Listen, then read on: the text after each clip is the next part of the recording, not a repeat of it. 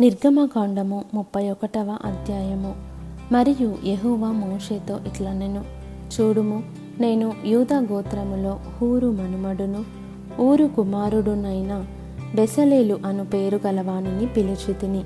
విచిత్రమైన పనులను కల్పించుటకును, బంగారుతోనూ వెండితోనూ ఇత్తడితోనూ పనిచేయుటకును, పొదుగుటకై రత్నములను సానబెట్టుటకును, కర్రను కోసి చెక్కుటకును, సమస్త విధములైన పనులను చేయుటకును, జ్ఞాన విద్యా వివేకములను సమస్తమైన పనుల నేర్పును వానికి కలుగునట్లు వానిని దేవుని ఆత్మపూర్ణునిగా చేసియున్నాను.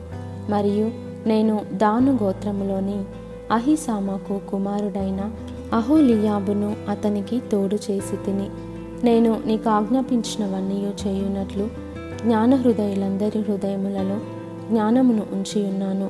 ప్రత్యక్షపు గుడారమును, సాక్ష్యపు మందసమును, దాని మీదనున్న కరుణాపీఠమును, ఆ గుడారపు ఉపకరణములన్నిటినీ, బల్లను, దాని ఉపకరణములను, నిర్మలమైన దీపవృక్షమును, దాని ఉపకరణములన్నిటినీ, ధూపవేదికను, దహన బలిపీఠమును, దాని ఉపకరణములన్నిటినీ, గంగాళమును, దాని పీటను, యాజక సేవ చేయునట్లు సేవా వస్త్రములను, యాజకుడైన అహరోను యొక్క ప్రతిష్ఠిత వస్త్రములను, అతని కుమారుల వస్త్రములను, అభిషేక తైలమును, పరిశుద్ధ స్థలము కొరకు పరిమళ ధూపద్రవ్యములను నేను నీకు ఆజ్ఞాపించిన ప్రకారముగా వారు సమస్తమును చేయవలెను. మరియు యెహోవా మోషేతో ఇట్లనెను, నీవు ఇశ్రాయేలీయులతో నిజముగా మీరు నేను నియమించిన విశ్రాంతి దినములను ఆచరింపవలెను.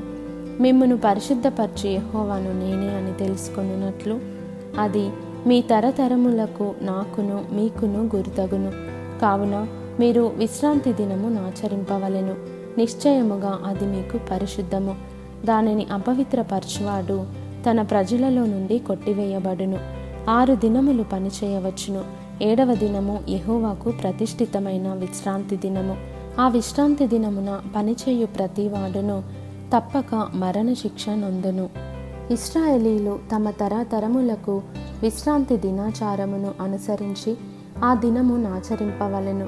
అది నిత్య నిబంధన. నాకును ఇశ్రాయేలీయులకును అది ఎల్లప్పుడూ గురుతయుండును. ఏలయనగా 6 దినములు యెహోవా భూమి ఆకాశములను సృజించి 7వ దినమున పనిమాని విశ్రమించెనని చెప్పుము. మరియు ఆయన సీనాయి కొండ మీద మోషేతో మాట్లాడుట చాలించిన తరువాత ఆయన తన శాసనములు గల 2 పలకలను, అనగా దేవుని వ్రేలితో వ్రాయబడిన రాతి పలకలను అతనికిచ్చెను.